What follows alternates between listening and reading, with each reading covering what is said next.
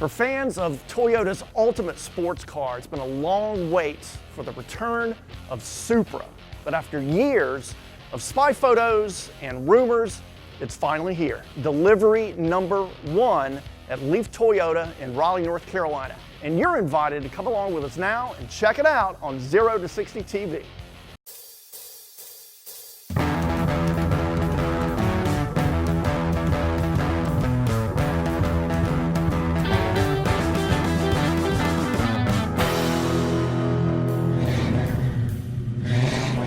Now, we thought it'd be fun to have a guy who has plenty of experience racing the NASCAR version of the Toyota Supra to come in and give us his thoughts on some of the similarities and differences of the street Toyota Supra, this launch edition, and his race car.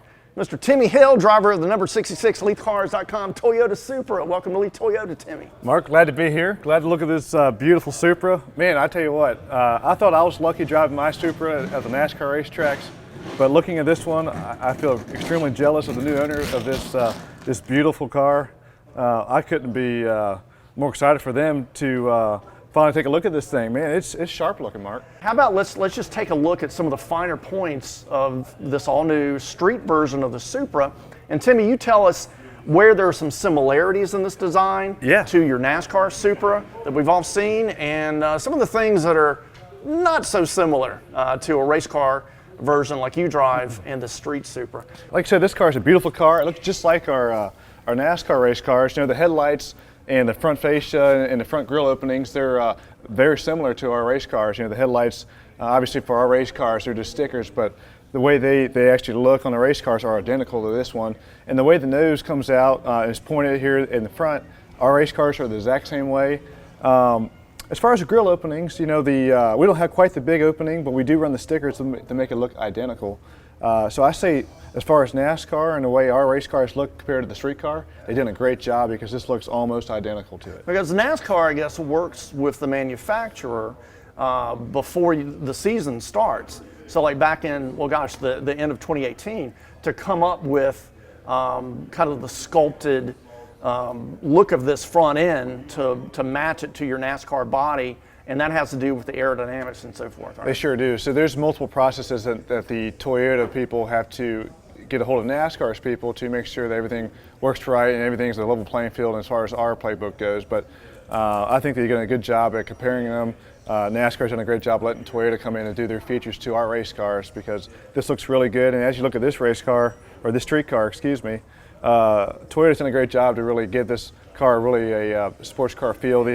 This splitter in the bottom really going to add some downforce to this car on the street, and it's really going to drive really well for somebody. We'll pop the hood and let's see what's under there. Let's compare this street Supra, the all-new Supra, to your race car in terms of efficiency.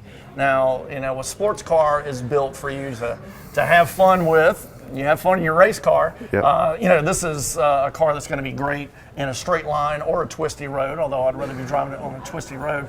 But you want it to be efficient. It's got to, you know, be cost effective for the owner. And, you know, putting this engine in a Toyota, it's got to have good mileage. So the street Supra is knocking out about 24 miles per gallon city, 31 on the highway. I think it averages about 26. What kind of miles per gallon are you getting out of the NASCAR Supra, Timmy? Well, we're not going to get quite that good, Mark. 31 miles to the gallon on a highway. That's really good. Similar to your super speedway on the back stretch, right? For us, we're only getting about 4 or 5 miles to the gallon. Oh my gosh! So this car is going to save you in the pocketbook. That's really good, but that's a big difference for us. You know, we're just burning so much more fuel in our race cars. We're just, like I said, we're trying to max everything out. So that's a big difference there. We're not going to get quite that good. So you know, hats off to those guys for getting the mileage so good on a sports car. That's really good. Not as many trips to the gas station as you guys have to make, right? No, we're stopping within 30 minutes on the racetrack. So this car will go a long way. So Timmy, coming around to the wheel package on the street Supra. And again, I cannot get over how sweet this thing looks, especially when you get down low like this. I love the clamshell hood and the flared fenders. Oh my gosh. But talking about the wheels on this Launch Edition Supra, this is a 19-inch forged alloy wheel. It's finished in matte black, a very low profile Michelin tires. What do you guys run on your NASCAR Supra? So on our NASCAR Supras, we run 15-inch wheels, and on our cars, our tires, we're not quite low profile like this. We have bigger sidewalls, and that's the biggest thing we see, but the style of this wheel obviously is much more stylish. It looks really sharp. I love the black wheels, and on our race cars we run all black wheels, so I think that looks sharp all the time too. So that's a similarity. And what about the brakes? Those are huge brakes on the street car. You guys have obviously some heavy duty brakes because you're putting a lot of use on them and heating them up, right? Yeah, we sure do. And this is the same style brakes that we use. Obviously, we use bigger brakes, but we use rotors and brake pads and brake calipers. I do love how these brake calipers are painted red. Yep. I always think that looks really sharp. So it really goes along with the nice mirrors and the red touches that this car has. Now this is where I guess you've got the most unique design features that don't really translate to the NASCAR version. The NASCAR version, you guys have kind of a template that all the cars have that kind of shape to the rear. Yes. You kind of mimic it with, again, the stickers, as y'all say. But like with the Street Supra here, what about this integrated spoiler in the deck lid? Yeah, so this is very nice. And like you said, Mark, our race cars, we have to meet a certain specification. So here is a little bit of a different area from our race cars. We have a built-in spoiler, but what Toyota has done here with this is they integrated a spoiler-like feature to this car to add some rear downforce. And like we said before, anytime you can get air pushing the car down, that's just going to add a better feel. So they've done a great job where air will push down right here on this spoiler-like feature and to add some more grip to this car. And ultimately, that'll make the car drive better. So Timmy, this has got to be a little different from the race car, but some similarities too. What kind of jumps out at you? So this is neat. Obviously for a sports car, you're not typically thinking of space, but this Supra has provided you a nice luggage area to put any kind of storage you may need. In our race cars, we don't have that.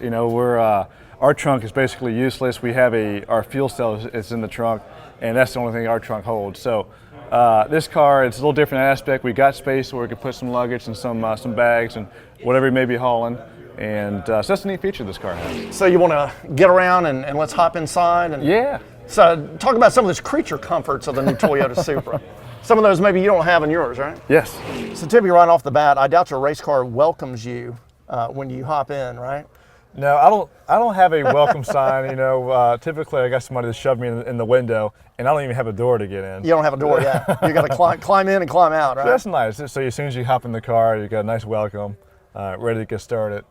Well, how about the environment and the AC? Obviously, the Street Supra is going to keep you nice and cool. But for your race car, how do you guys stay cool? You've got some air ducts and things funneling air in, or do you have something that goes into your helmet too? Or so our cars get hot just like any kind of day. If you were driving down the road, Mark, and say your AC didn't even work, you would get rather hot in the car pretty quickly. And our race cars are very sealed off. All the windows are closed up. We don't have windows rolled down. We do have a couple openings. Like you said, we have some ductwork, some hoses that go to us as drivers. And the only thing I really do have as far as an air conditioning is we do have a hose that goes to our racing helmets to provide a little bit of fresh air to our helmets. But for the most part, it gets very hot very quickly. On some hot days in the summer, it will get 150 degrees in the race cars. Do they let you take a water bottle in the car? Do you have any cup holders? I do. We do make a cup holder. You do? So I don't have a nice 2 cup holder deal in leather and everything, but I do have a small cup holder that I can't put a drink of water in there. But the only problem with that, Mark, is I'm putting a water bottle in the oven, so to speak. So my water bottle does get hot pretty quickly. So most of the time I'm drinking hot water in the race cars.